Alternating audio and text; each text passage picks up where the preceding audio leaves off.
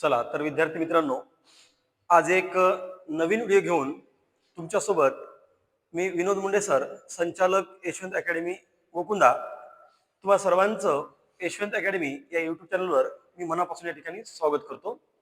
तर नेहमीप्रमाणे पोलीस भरतीला येणारे प्रश्न अतिशय शॉर्टकट पद्धतीनं आणि कन्सेप्टनं कसे सोडायचे हे बेटा आपण आजच्या व्हिडिओमध्ये पाहणार आहोत. पहा, पोलीस शिपाई भरती 2023-24 परीक्षेला आलेले प्रश्न अतिशय सोप्या पद्धतीने आपल्याला आजच्या व्हिडिओमध्ये पाहायचे आहेत.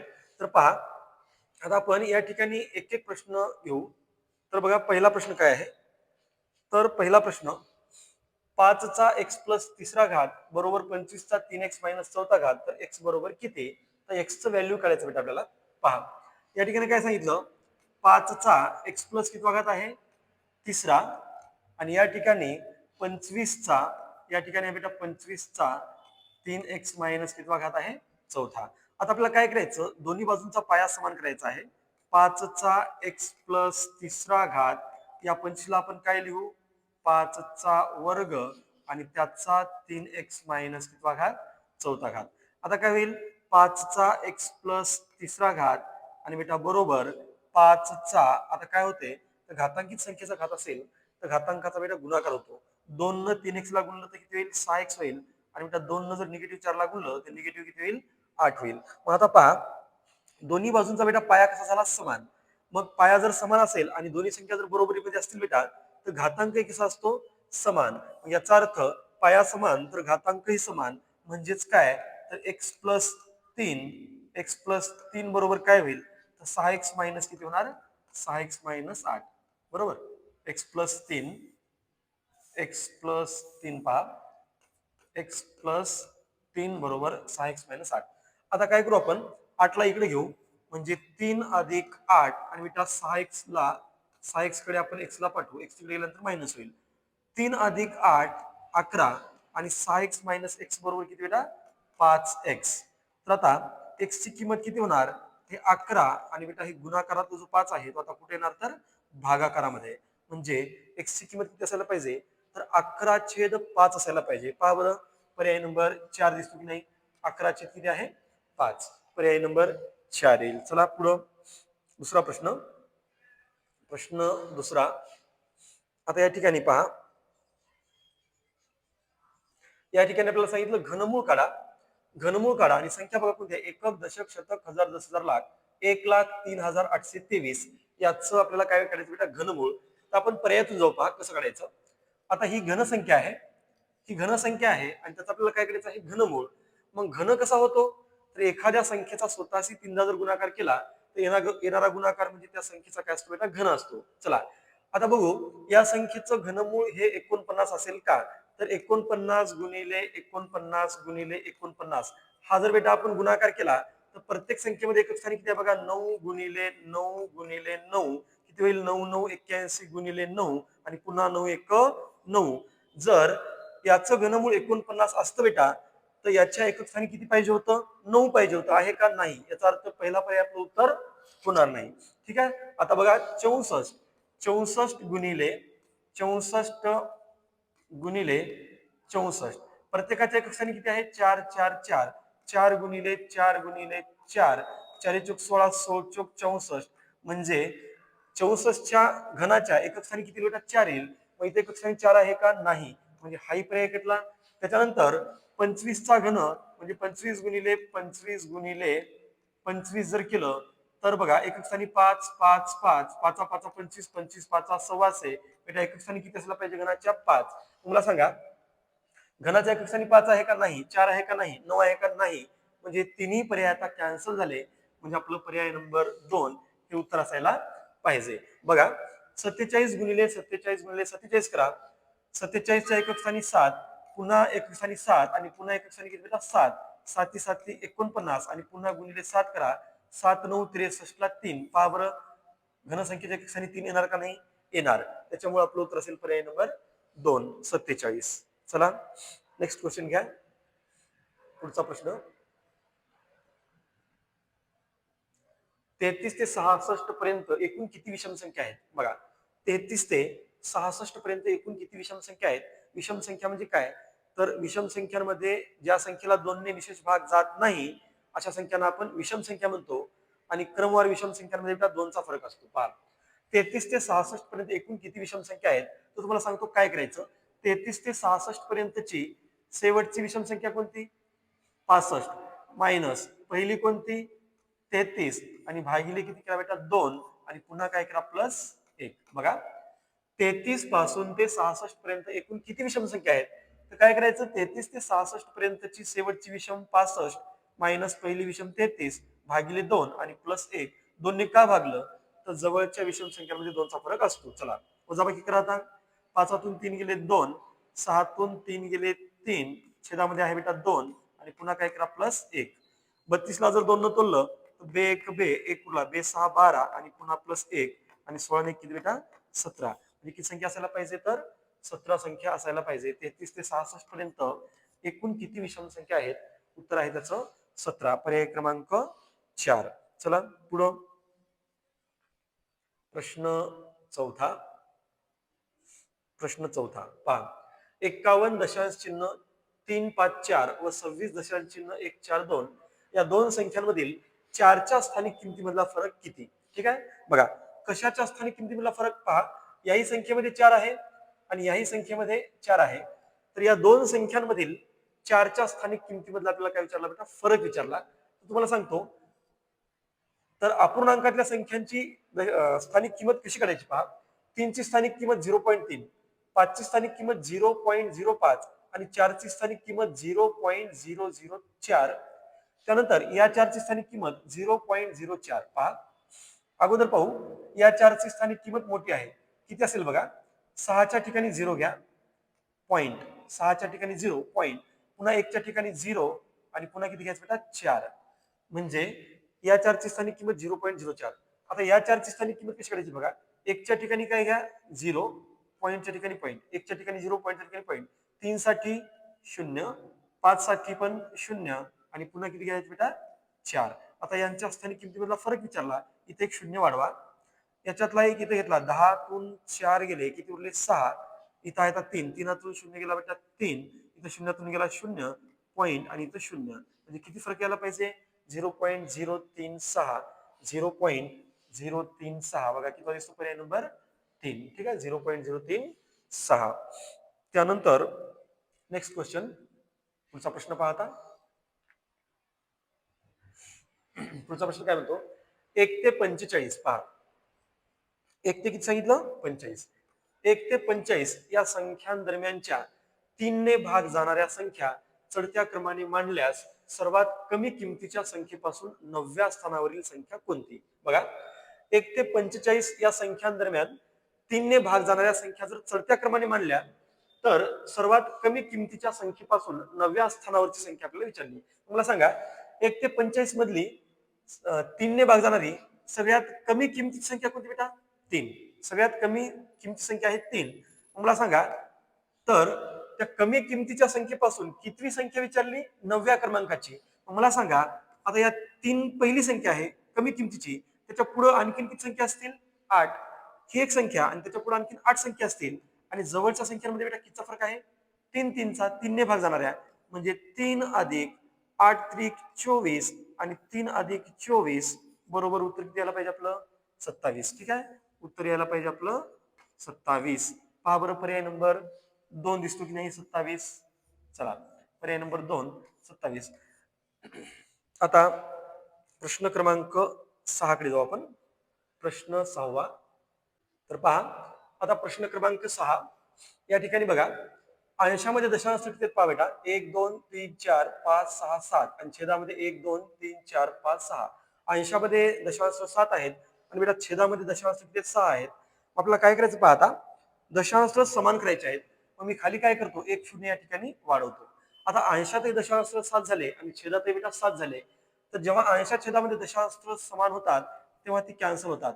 म्हणजे काय होईल आता 36 गुणिले 27 गुणिले 1 आणि बेटा छेदामध्ये काय होईल 6 गुणिले 3 गुणिले आता हे 10 होईल. किती होईल 10. मग बघा आता याला आपण संक्षिप्त करू 6 6 36 पुन्हा बेटा 3 दोन्ही 6. आता वरचा गुणाकार करा बरं 27 1 27 आणि 27 दोन्ही किती होणार बेटा 54 आणि छेदामध्ये किती आहे तर 10. आता 54 ला बेटा 10 न जर भागलं तर दशांश स्थळ उजवीकडून डावीकडे एक घर सरकणार, म्हणजे आपलं उत्तर मिळायला पाहिजे 5.4. बघा बरं, पर्याय नंबर 4 दिसतो की नाही, 5.4 हे आपलं उत्तर असायला पाहिजे, पर्याय नंबर 4. चला त्यानंतर पाहू आपण प्रश्न क्रमांक 7. प्रश्न 7वा. 30 माणसे एका कामाचा 1/4 भाग 16 दिवसात पूर्ण करतात, तर उरलेले काम 20 दिवसात पूर्ण करण्यास आणखी किती माणसे घ्यावी लागतील पहा. आता या ठिकाणी मी काय लिहितो, माणसे, त्यानंतर या ठिकाणी लिहितो काम, आणि या ठिकाणी लिहितो बेटा दिवस. चला आता बघा, पूर्वी किती माणसे, 30 माणसे एका कामाचा 1/4 भाग, म्हणजे 4 पैकी किती काम, एक काम आहे ना. 30 माणसे एका कामाचा 1/4 भाग म्हणजे 4 पैकी एक भाग किती दिवसामध्ये पूर्ण करतात, 16. म्हणजे 30 माणसे एक काम 16 दिवसामध्ये पूर्ण करतात. आता पुढे काय म्हणते, तर उरलेले काम किती येतात, 4 पैकी एक काम झालं म्हणजे बेटा उरलेलं काम किती येतात, 3. 4 पैकी एक काम झालं म्हणजे आता उरलेलं काम आहे 3. तर उरलेले काम 20 दिवसात पूर्ण करण्यासाठी आणखी किती माणसे घ्यावे लागतील. तर पहा, अगोदरचे माणसं 30, काम 1 आणि दिवस किती 16, नंतरचे दिवस 20, काम 3, तर बेटा माणसे किती. तर आता काय करायचं बघा, काम जर भिन्न असेल ना तर यांना काय करून घ्यायचं, व्यस्त करून घ्यायचं. म्हणजे कसं बघा, आता 30 गुणिले वर 3 ला घ्यायचं, 3 गुणिले 16, आणि बेटा छेदामध्ये हे 20, आणि आता छेदामध्ये हा एक खाली येईल है ना, 3 वर गेला आणि एक खाली आला. आता पहा, याला आपण सॉल्व्ह करू. सॉल्व्ह कसं करायचं, तर 10 त्रिक 30 आणि 10 दोन्ही बेटा 20, पुन्हा 2 8 16, त्यानंतर 3 त्रिक 9 आणि 9 8 किती बेटा 72. म्हणजे किती माणसे लागतील, 72 है ना, 72. पण आपल्याला नंतर किती माणसे लागतील असं नाही विचारलं, तर उरलेले काम 20 दिवसामध्ये पूर्ण करण्यासाठी आणखी किती माणसे लागतील, म्हणजे नंतर किती माणसं लागायले, 72. आणि बेटा अगोदर किती माणसं होते, 30. मग 72 मधून 30 मायनस केलं तर आणखी किती माणसे लागायला पाहिजे, आपलं उत्तर यायला पाहिजे 42 माणसे लागायला पाहिजे. आणखी किती माणसे लागतील, त्याचं उत्तर आहे 42, पर्याय नंबर किती, 2. ठीक आहे. चला नेक्स्ट क्वेश्चन घ्या, पुढचा प्रश्न. नेक्स्ट क्वेश्चन पाहता. चला, अंजलीने मराठीच्या पुस्तकाचा 3/4 भाग व 17 पाने वाचली तेव्हा 28 पाने शिल्लक राहिली, व काजलने इतिहासाच्या पुस्तकाचा 3/5 भाग व 20 पाने वाचली तेव्हा 26 पाने शिल्लक राहिली, तर अंजलीच्या पुस्तकाची पाने काजलच्या पुस्तकापेक्षा कितीने जास्त होती. ठीक आहे. चला आता एक शॉर्टकट सांगतो. अंजलीने एक पुस्तक वाचलं आणि पुन्हा बेटा काजलने एक पुस्तक वाचलं. म्हणजे अंजलीनं पुस्तक वाचलं त्याच्यामध्ये पानं किती होते बघा, शॉर्टकट मध्ये सांगतो.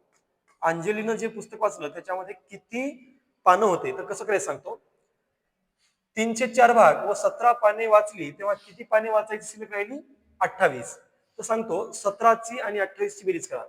17 आणि 28ची बेरीज करा, 8 आणि 7, 15 ला 5, 5चे 1, पुन्हा 1 2 3 आणि 4 किती बेटा 45. बघा 17ची आणि 28ची बेरीज किती झाली, 45, गुणिले अपूर्णांकाचा छेद घ्या. अपूर्णांकाचा छेद किती आहे, 4, आणि पुन्हा छेदामध्ये अंशा छेदातला फरक घ्या बेटा, किती, 1. कळलं का. 17 आणि 28 ची बेरीज किती, 45, गुणिले या अपूर्णांकाचा छेद इथे घ्यायचा वर 4, आणि पुन्हा अंशा छेदातला फरक इथे घ्यायचा बेटा छेदामध्ये. आता मला सांगा 45 ला जर 1 न भागलं तर 45 येईल, आणि 45 चोक 180. म्हणजे अंजलीने जे पुस्तक वाचलं त्याच्यामध्ये किती पानं आहेत बेटा, 180. आता बघू आपण काजलनं जे पुस्तक वाचलं त्याच्यामध्ये किती पाने आहेत. तर पुन्हा बघा काय करायचं, काजलने 3/5 भाग वाचला आणि पुन्हा 20 पाने वाचली तेव्हा 26 पाने वाचायची शिल्लक राहिली. मग 20 आणि 26 ची बेरीज करा बेटा, किती येईल, 46, गुणिले छेद. आता याच्यामध्ये छेद कोणता आहे बघा, 5, इथे घ्यायचा 5 छेद, आणि छेदामध्ये घ्यायचं अंशा छेदातला फरक, 5 आणि 3 मधला फरक किती आहे, 2. आता या 2 इथे थोडा, 2 दूनी 4 आणि 2 त्रिक किती 6, पुन्हा 5 त्रिक 15 ला 5 हातचे 1, 5 दुनी 10, 10 आणि 1 11. म्हणजे बेटा जे पुस्तक अंजलीने वाचलं त्याच्यामध्ये 180 पाने होती आणि जे पुस्तक काजलनं वाचले त्याच्यामध्ये 115 पाने होती. आपल्याला विचारलं काय, अंजलीच्या पुस्तकाची पाने हे किती जास्त होती? तर अंजलीच्या पुस्तकाची पाने काजलने वाचलेल्या पुस्तकाच्या पानापेक्षा किती जास्त होती? काय करा, आपला आन्सर काय, तर 180 मायनस 100 किती करा 15. 10तून 5 गेले 5, 7तून 1 गेला बेटा 6 आणि 0 म्हणजे 65. किती पाने? 65. हे आपलं उत्तर असायला पाहिजे. बघा पर्याय नंबर किती दिसतो? 3. म्हणजे अंजलीने जे पुस्तक वाचलं त्या पुस्तकामध्ये काजलने वाचलेल्या पुस्तकापेक्षा 65 पाने काय होती तर जास्त होती. चला नेक्स्ट घ्या. प्रश्न क्रमांक 9 बघा आता. प्रश्न 9 सोडवा म्हणते पहा. तर काय पहा, तर 0.5 चा तिसरा घात अधिक 0.6 चा तिसरा घात भागिले 0.5 चा वर्ग मायनस 0.3 प्लस 0.6 चा वर्ग. पहा 5 चा तिसरा घात किती बरं? 125. पण दशांश लक्षात ठेवायचं, कोणत्याही दशांश अपूर्णांकाचा घन करताना दशांशांची संख्या बेटा तिप्पट होते. मग 5 चा घन 125, पण 0.5 चा घन असल्यामुळं आपण किती दशांश डावीकडे सरकू? 3 प्लस. आता बघा 0.6 चा तिसरा घात, मला सांगा पहिल्यांदा 6 चा तिसरा घात किती येतो? 216.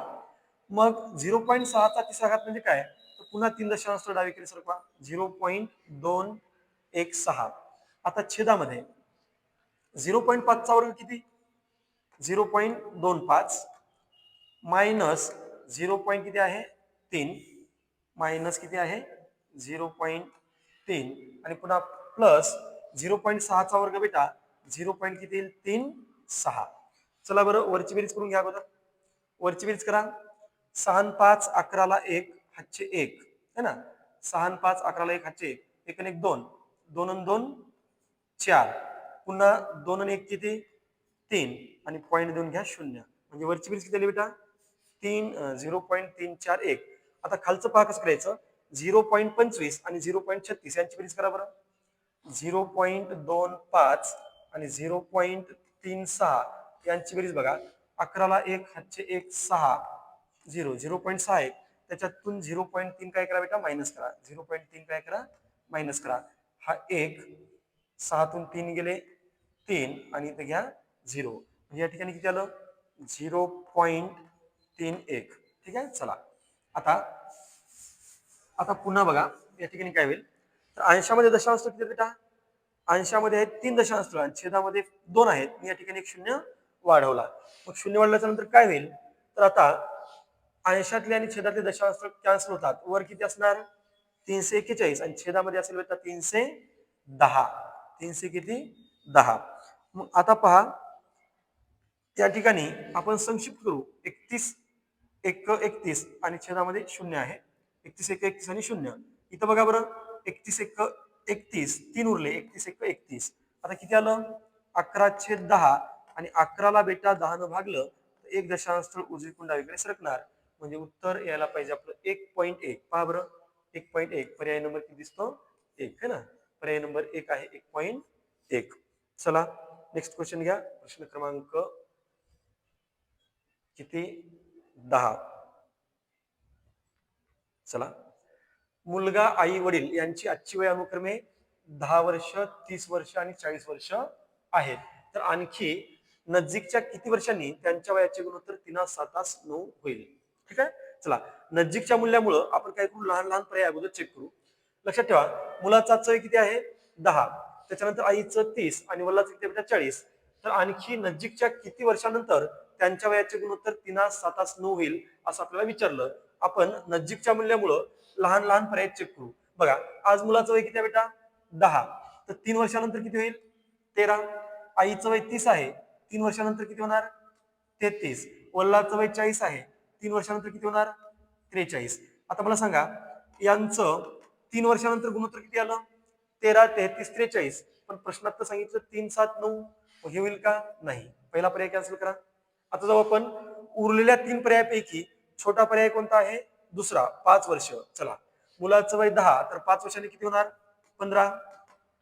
आईचं वय 30 तर 5 वर्षांनी किती होणार 35, वल्ला 44, तर 5 वर्षांनी किती होणार बेटा 45. आता यांचं गुणोत्तर जर 3 7 9 आलं तर समजायचं आपलं उत्तर हेच आहे. बघा 5 त्रिक 15, 5 7 35, बेटा 5 9 45, 3 7 9, म्हणजे आपलं उत्तर हेच असायला पाहिजे किती 5 वर्ष. आता हा प्रश्न समीकरणामध्ये पण सोडवता येतो, पण जर आपण स्पर्धा परीक्षेच्या दृष्टिकोनातून विचार केला तर आपल्याला वेळ वाचायचा असतो. म्हणून मी काय केलं, पहिल्यांदा हा पर्याय चेक केला, पण हा पर्याय चेक करताना प्रत्येकाच्या वयामध्ये 3 प्लस केले, पण 3 वर्षानंतर त्यांचं गुणोत्तर 3 7 9 नाही मिळालं, होणार नाही. मग उरलेल्या 3 पर्यायापैकी आपण चेक केलं 5 ला, मग प्रत्येकाच्या वयामध्ये 5 मिळवले, 10 चे 15 झाले, 30 चे 35, 40 चे 45, आणि संक्षिप्त केलं बेटा तर किती आलं 3 7 9, आणि प्रश्नात पण आपल्याला ते सांगितलेलं आहे, म्हणून आपलं उत्तर असेल पर्याय नंबर 2. चला नेक्स्ट प्रश्न क्रमांक 11. एका संख्येचे 12.5% बरोबर 37, तर त्या संख्येचे 37.5% बरोबर किती? बघा आता ती संख्या काढण्याची आपल्याला गरज नाही. बघा XYZ एक संख्या आहे, त्या संख्येचे 12.5% बरोबर किती 37, तर त्याच संख्येचे 37.5% बरोबर किती विचारलं. आता मला एक सांगा, एका संख्येचे 12.5% म्हणजे किती आहेत बेटा 37, तर त्याच संख्येचे आपल्याला किती टक्के विचारले 37.5%. मग मला सांगा या 12.5च्या किती पट आहे 37? 3 पट है ना. किती पट आहे 3 पट, म्हणजे 3 पट आहे ना. एका संख्येचे 12.5% म्हणजे 37, तर 37.5% म्हणजे किती, मग या 12.5च्या 3 पट कोण आहे 37 आहे, तर डायरेक्ट आपला आन्सर काय येणार मग, तर डायरेक्ट आता काय होणार बेटा 37 चे किती पट होणार 3 पट. बघा बरं 3 7 21, 8 2 3 3 9 10 11, किती यायला पाहिजे 111. पहा एका पर्यायामध्ये आहे पर्याय नंबर 4, किती यायला पाहिजे उत्तर आपलं 111.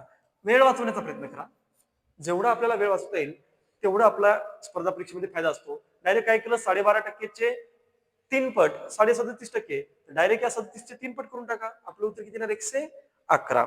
चला नेक्स्ट घ्या. नेक्स्ट क्वेश्चन पहा. आता पुढचा प्रश्न, जर 9 पहिलं पद बघा 9 आणि 729, तर 12 बरोबर किती. म्हणजे 9चा आणि 729चा जो संबंध आहे तोच संबंध 12चा कुणासोबत असेल. बेटा लक्षात ठेवा 9चा आणि 729चा काय संबंध आहे, तर लक्षात ठेवा की या 9चा तो घन आहे. काय आहे 9चा तो घन आहे, म्हणजे 9चा घन म्हणजे काय 9 गुणिले 9 गुणिले 9 है ना. 9 गुणिले 9 गुणिले 9, 9 9 81 गुणिले 9, बघा बरं 9 1 9, 9 8 72, किती येतात 729. मग आता आपल्याला 12चा पण काय करावं लागेल बेटा घन. मग 12चा घन किती बघा आता, मग 12चा घन कसं करायचा, तर 12 गुणिले 12 गुणिले 12, 12चा वर्ग येतो 144, आणि पुन्हा 144 ला बेटा 12 न गुणा, 12 चोक 48 ला 8 हातचे 4, 12 चोक 48 4, 52 ला 2 हातचे 5, 12 1 12, 12 आणि 5 किती बेटा 17, म्हणजे आपलं उत्तर हेच असायला पाहिजे. आहे का पहा बरं पर्यायामध्ये 17 28, 17 28, पर्याय नंबर 1 पहा किती आहे 17 28. म्हणजे पहिल्या पदाचा घन बरोबर दुसरं पद, तर मग तिसऱ्या पदाचा घन बरोबर किती पद मिळणार आपल्याला चौथं पद मिळणार. मग या ठिकाणी कोणती संख्या मिळेल आपल्याला 17 आणि 28, 17 28 1728. चला नेक्स्ट घ्या. प्रश्न क्रमांक 13. प्रश्न 13वा. चला, रवी उगवता सूर्य पाहत होता.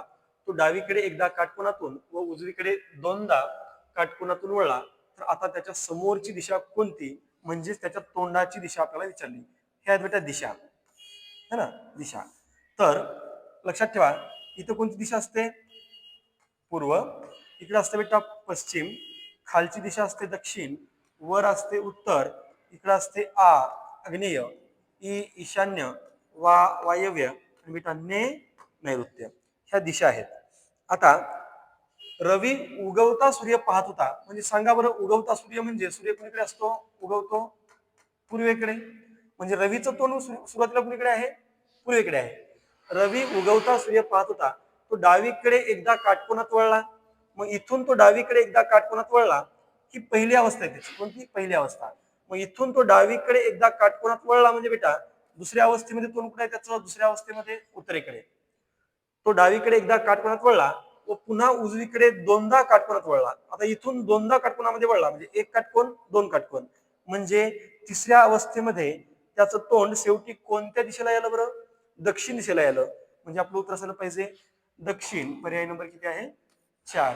शेवटी त्याचं तोंड कोणत्या दिशेला असेल तर बेटा दक्षिण दिशेला असायला पाहिजे. चला पुढचा क्वेश्चन पाहता. प्रश्न 14वा. प्रश्न चिन्हाच्या जागी कोणता पर्याय असेल? 3/4 अधिक 7/4 मायनस 1/4 व्यवहार्य पूर्णांकाचा प्रश्न आहे आणि बरोबर किती या ठिकाणी कोणती संख्या असेल किंवा कोणता पर्याय असेल असं विचारलं बघा. 3/4 प्लस 7/4 आणि मायनस किती बेटा 1/4. तर छेद कसा आहे समान. मग छेद समान असेल तर काय करायचं असते, बेरीज आणि वजाबाकीमध्ये छेद फक्त एकदाच घ्यायचा असतो. छेद समान आहे, छेद एकदाच घ्या. 3 अधिक 7 सॉरी छेद एकदाच घ्यायचा 4. छेद 4 आहे 4 घ्या. 3 अधिक 7 मायनस किती घ्या 1. पहा बरं किती येणार, 7 आणि 3 10 आणि 10 मधून एक गेले बेटा 9 है ना. 3 अधिक 7 10, 10 मायनस 1 9 आणि 9 छेद किती 4. आता काय लक्षात ठेवायचं बघा, भागाकार न करता डायरेक्ट सांगतो. एखाद्या संख्येच्या छेदामध्ये जर 4 असेल बेटा तर डायरेक्ट वरच्या संख्येची 25 पट करायचं. 25 9 सव्वा 200 किती 25 9 सव्वा 200. वरच्या संख्येची छेदामध्ये 4 असताना वरच्या संख्येची 25 पट करा आणि बेटा आलेल्या उत्तरामध्ये दशांश स्थळ उजवीकडून डावीकडे 2 घर सरकवा म्हणजे आपलं उत्तर येईल 2.25. पर्याय नंबर 1 2. किती 25 2.25. ठीक आहे. चला पुढचा प्रश्न पाहता. चला तर पाहता प्रश्न क्रमांक 15 बेटा. प्रश्न किती 15वा. एक माळी 17,956 झाडे अशा प्रकारे लावतो की प्रत्येक ओळीत तेवढेच झाडे असावीत जितक्या ओळी आहेत, तर एका ओळीमध्ये किती झाडे आहेत. पहा एका माळ्यानं किती झाडे लावली बेटा 17,956. आणि कसे लावली, जेवढ्या ओळी आहेत तेवढेच झाडे प्रत्येक ओळीमध्ये आहेत. याचा अर्थ ही वर्गसंख्या असायला पाहिजे. आता याचा आपण वर्गमूळ काढू. तर पहा वर्गमूळ कसं करायचं. तर पहिल्यांदा काय करा 17,900 किती लिहा बेटा 56. आणि लक्षात ठेवायचं एखाद्या वर्गसंख्येच्या एकक स्थानी जर बेटा 6 असेल त्याच्या वर्गमुळामध्ये एकक स्थानी 4 असतो किंवा 6 असतो. ठीक आहे. मग आता काय करायचं, शेवटचे 2 अंक वगळायचं आणि त्याच्या डावीकडे राहिलेली संख्या कोणती आहे 179. त्या 179 च्या मागची वर्गसंख्या घ्यायची किती 169. आता या 169चं वर्गमूळ किती आहे बेटा 13. आपलं उत्तर आता या सर्कल मध्ये असेल 13. मग पुन्हा काय करा 13ला त्याच्या पुढच्या संख्येने गुणायचं 13 गुणिले 14. 14 त्रिकम 42 ला 2 हातचे 4. 14 1 14 14 आणि 4 किती बेटा 18. मग आता हे 182 या 179 पेक्षा लहान आहे का मोठा आहे बघा. 179 पेक्षा हा 182 जर मोठा असेल तर बेटा इथला लहान अंक घ्यायचा. समजलं का. 179 पेक्षा इथला गुणाकार जर मोठा आला तर लहान अंक घ्या आणि हा गुणाकार जर लहान आला तर मोठा अंक घ्या. 179 पेक्षा 182 मोठा आहे म्हणजे इथला लहान अंक घ्या म्हणजे आपलं उत्तर द्यायला पाहिजे 134. म्हणजे 17,956 चं वर्गमूळ किती असायला पाहिजे, तर उत्तर आहे पर्याय नंबर 3 134. चला पाहता नेक्स्ट क्वेश्चन, शेवटचा क्वेश्चन पहा. प्रश्न क्रमांक किती 16. 10 पासून 30 पर्यंतच्या संख्यांमधील मूळ संख्या शोधून लिहिल्यास त्यांच्या मधोमध येणारी मूळ संख्या कोणती. ठीक आहे. चला 10 पासून 30 पर्यंतच्या मूळ संख्या लिहायच्या आहेत आणि मधोमध कोणती संख्या येईल आपल्याला शोधायचंय. बघा 10 पासून पहिली 11 11 13 17 19 है ना बेटा 21 नाही 23 आणि किती आहे 29. 10 ते 30 पर्यंतच्या या मूळ संख्या आहेत. तर या मूळ संख्या जर शोधून लिहिल्या तर मधोमध येणारी मूळ संख्या कोणती 1 2 3 4 5 6. बेटा एकूण संख्या जर 6 असतील तर मधोमध येणारी निश्चित संख्या आपल्याला सांगता येत नाही. कारण बघा ना आता तुम्ही जर मधोमध 19 म्हणलं तर इकडे 2 संख्या दिसतात आणि इकडे 3. मधोमध जर तुम्ही 17 म्हणलं तर इकडे 2 दिसतात तिकडे 3. मग 17 किंवा 19 म्हणू शकतो का नाही. मग याचा अर्थ याचं उत्तर यापैकी नाही यायला पाहिजे. पर्याय नंबर किती 4. चला तर विद्यार्थी मित्रांनो तुम्हाला आमचा आजचा हा व्हिडिओ जर आवडला असेल आणि तुम्हाला अशाच प्रकारचे नवनवीन व्हिडिओ जर यानंतरही पाहायचे असतील तर आमच्या युट्यूब चॅनलला लाईक, शेअर आणि सबस्क्राईब करायला मात्र विसरू नका. धन्यवाद.